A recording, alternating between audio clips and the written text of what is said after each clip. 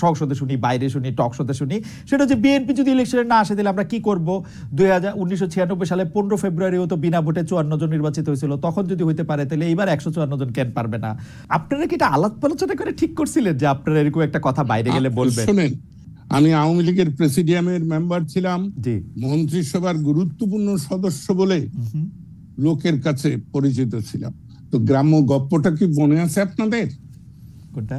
যে একজন বাড়ির সামনে বসে রয়েছে এক বৃদ্ধ ব্যক্তি, তো লোকজন যাওয়ার পথে বলছে যে বাবা এম বাড়ির মাতবর কেরা? যে বাড়ির মাতবর আমি। কয় আমাকে এক সিলিম তামাক খাওয়ান না।